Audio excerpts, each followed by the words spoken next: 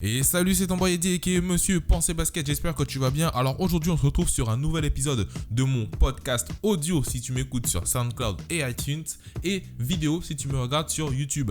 Alors aujourd'hui je vais parler par rapport à je vais aborder un sujet que j'ai pu voir sur... j'étais en train de scroller sur mon fil d'actualité Facebook et j'ai vu un post de Christian Moulumba, qui est le créateur du Six Park. D'ailleurs, Christian, si tu regardes cette vidéo ou si tu écoutes ce podcast, je te salue. Et il avait publié une publication, oui, il avait publié une publication, bien évidemment, où il disait comme quoi, il parlait des 5 joueurs qu'il allait suivre cette année. Genre que lui, il allait suivre de près. Et je me suis dit, tiens, moi aussi, j'ai 5... Quels sont les 5 joueurs que j'aimerais bien suivre cette année ? Je me suis assis, j'ai réfléchi, je me suis dit, ouais, tiens, il y a lui. Et pourquoi pas en parler ? Et pourquoi pas vous me parler de vos 5 joueurs également que vous aimeriez suivre cette année ? Donc, comme d'habitude, n'hésitez pas à follow, liker et surtout commenter, me dire ce que vous kiffez, enfin, quels 5 joueurs vous aimeriez. Sans plus tarder, je vais vous parler du premier joueur parce que je les ai notés sur mon téléphone. Le premier joueur que sur lequel je vais me concentrer, c'est Giannis Antetokounmpo. Pourquoi ? Parce que Giannis Antetokounmpo, pour moi, je pense qu'il va faire une saison MVP. Je pense. LeBron maintenant parti à l'Est. Il y a deux intérieurs, je pense, qui vont vraiment dominer l'Est, si je peux dire ça comme ça, en Joel Embiid et en Giannis Antetokounmpo. Surtout que il y avait un talk show qui s'appelle Undisputed que je regarde beaucoup avec l'ancien joueur NFL Shannon Sharpe et l'analyste NBA, l'analyste sportif très connu Skip Bayless. Il disait comme quoi, Shannon Sharpe disait comme quoi Antetokounmpo allait step up le game, genre il allait devenir la face de l'Est. Et Skip Bayless disait comme quoi Joel Embiid, c'est lui maintenant le nouveau patron depuis que LeBron est parti à l'Ouest. C'est lui le nouveau patron et c'est lui qui va devenir MVP. Enfin, c'est lui qui aura une tendance à créer une saison, à avoir une saison MVP. Et Giannis Antetokounmpo a fait un tweet, enfin il a écrit un tweet. Bon, c'est tout ce que les tweets, ça ne veut rien dire, mais ça peut montrer quand même la force de conviction que ça peut déclencher. Giannis Antetokounmpo a écrit un tweet disant comme quoi merci Skip, tu me donnes une motivation supplémentaire. Et moi, personnellement, avec Jabari Parker parti, j'ai envie de dire, Giannis Antetokounmpo, déjà de base, qu'il était la face des Bucks. Alors là, maintenant, je me dis, le mec va être la face de l'Est, carrément. Tu vois. Mais en face de ça aussi, il y a Joel Embiid. Et pas que. Il y a Joel Embiid, il y a Kyrie Irving qui va revenir, Gordon Hayward, etc. Mais moi, personnellement, je garderai un œil sur Giannis Antetokounmpo parce que moi, j'ai fait mon choix. Sur un live Instagram, j'avais dit comme quoi, pour moi, celui que je verrais avoir une breakout season, comme on dit, une saison MVP, c'est ni Joel Embiid ni Anthony Davis, c'est très certainement Giannis Antetokounmpo. Donc Giannis Antetokounmpo est le premier joueur que je surveillerai, tout simplement parce qu'il aura tendance à créer une saison MVP. Le deuxième joueur que je surveillerai, c'est notre Français national qui a été drafté cette saison, c'est Elie Okobo. D'ailleurs, si un jour s'il écoute ce podcast ou s'il regarde la vidéo, salutations à toi Elie. Pourquoi Elie Okobo ? Parce qu'il est drafté dans une jeune team, dans une très jeune team, de 1, de 2, le joueur, enfin j'ai envie de dire la face de la franchise en Mr. Booker. Il en a marre, il a dit lui-même, il en a marre de ne pas aller en playoff et que la saison prochaine, il va tout faire pour pouvoir justement jouer les playoffs. Quand on voit le potentiel qu'il a, on voit qu'ils ont drafté DeAndre Ayton, on voit le roster qu'ils ont autour, on se dit qu'il y a de fortes chances Josh Jackson aussi, si je dis pas de bêtises, Josh Jackson, il est... oui, si je dis pas de bêtises, Josh Jackson est chez les Phoenix Suns. Mais bref, entre lui, DeAndre Ayton, Mr. Booker et l'émulsion que ça peut créer autour, je pense que Elie Okobo, surtout, le gros point, c'est qu'il n'a pas été signé pour 1 an ou pour vite fait. Non, il a été signé pour 4 ans, 2 années sûres, genre il est 2 années, ces 2 premières années, rookie et sophomore, il est pleinement un Suns et après ça, il a une option soit de re-signer, soit de se chercher, tu vois. Et franchement, ça montre la confiance et la force de conviction que le front office des Phoenix Suns ont dans la jeunesse. Ils ont tout recréé et maintenant ils veulent perforés, ils veulent tuer le game. Enfin, ils veulent tuer le game. Ça va être compliqué à l'Ouest parce que voilà, à l'Ouest, forcément, c'est le Wild Wild West. Tu vois, c'est vraiment, ça va être énorme cette saison. Mais je garderai un œil sur Elie Okobo. En parlant de bien évidemment de rookie, je ne peux pas passer à côté de la sensation européenne qui a fait pas mal de polémiques durant cette draft, Luka Doncic.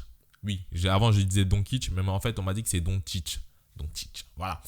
Luka Doncic qui a passé toute sa carrière, vraiment toute sa formation et carrière avant d'arriver en NBA au Real de Madrid. Donc c'est un pur enfant du Real de Madrid.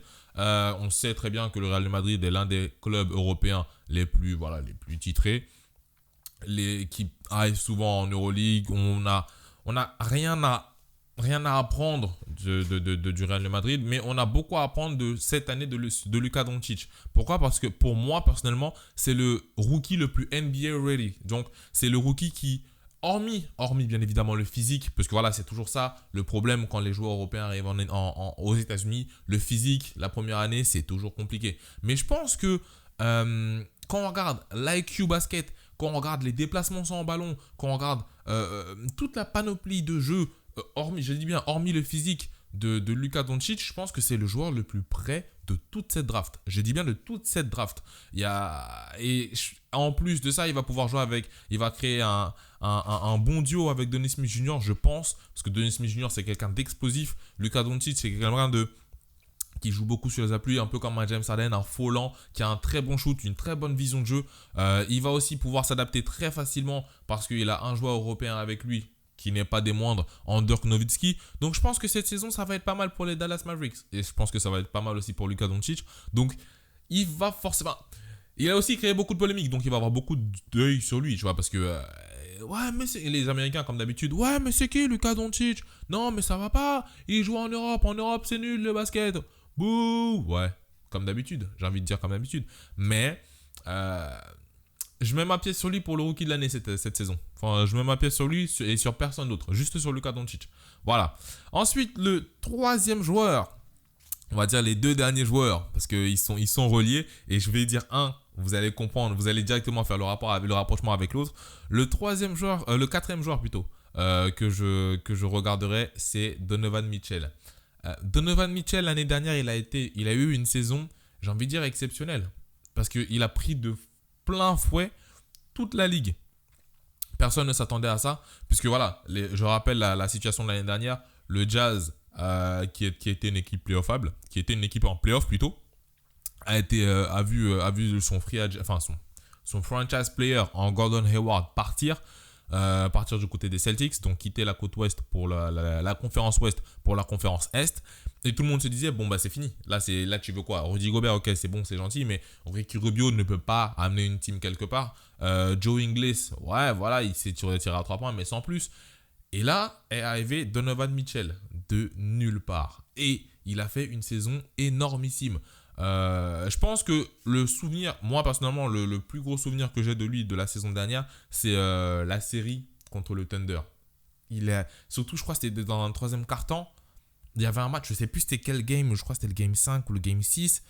Russell Westbrook finit avec 33 points, 36 points, lui finit avec 33 points ou quelque chose comme ça. C'était juste oufissime. Et tu vois que le mec, c'est un rookie. Sachant que pour la petite histoire, il ne voulait même pas se présenter à la draft parce qu'il pensait qu'il n'allait pas être... Enfin, j'ai vu quelqu'un lui avait dit comme quoi il n'était pas NBA ready et il avait tellement peur que il ne voulait pas se présenter. Et c'est ses deux mentors, Paul George et Chris Paul, lui ont dit hey, viens te présenter à la draft. Tu es prêt, tu es ready. Viens, fais-nous confiance. Il est arrivé et il a pris le Jazz en playoff. On va dire ce qu'on veut, mais c'est lui qui a amené le Jazz en playoff. Et quand tu vois ça, c'est là où tu vois l'impact que peut avoir une personne. Parce que Ricky Rubio, Joe Ingles, Rudy Gobert et tous, ils se sont tous, même de Marika, ils se sont tous, j'ai pas envie de dire ils se sont tous métamorphosés, mais ils ont tous level up. Vraiment, ils ont tous level up par rapport aux saisons passées. Pas pour dire qu'ils étaient nuls, hein, absolument pas, mais l'influence que Donovan Mitchell a eue, offensivement parlant surtout, parce que défensivement parlant, Utah est connu comme l'une des meilleures défenses de la ligue, mais offensivement parlant, ça a été un très très bon apport. Et j'ai envie de voir ça, j'ai envie de voir s'il peut réitérer ça sur l'année suivante. Bien évidemment, comme vous l'avez compris, si je parle de Donovan Mitchell, je vais forcément parler de Ben Simmons, son collègue, son collègue rookie se sont un peu taquinés durant toute la saison. Tu n'es pas un rookie, etc., etc. Et franchement, moi, je vais beaucoup regarder Ben Simmons. Pourquoi? Parce que j'ai vu que pendant cette autre finale, il est en train de travailler son shoot. Et ça peut être très destructeur. Parce que Ben Simmons, déjà qu'en pénétration, il est très bon. En vision de jeu, il est très bon. Si tu lui rajoutes un shoot à mi-distance et possiblement un shoot à 3 points, ça va être vraiment compliqué. Vraiment, vraiment très compliqué de jouer sur lui. Mais après, voilà. Il est en train de travailler. Est-ce qu'il va réussir? Et c'est pour ça, justement, je veux voir. Est-ce qu'il va réussir à avoir une plus grosse panoplie élargir sa panoplie de jeu plutôt? Parce que voilà, on l'a vu, en playoff, tu ne peux pas te permettre de marquer juste un seul point. Un seul point en playoff, c'est impossible. Surtout si tu fais partie des top 2 meilleurs joueurs de ton équipe. Et c'est toi qui as le plus de possession de balle. Enfin, toi qui remonte le terrain, etc. Tu ne peux pas te permettre de marquer un seul point.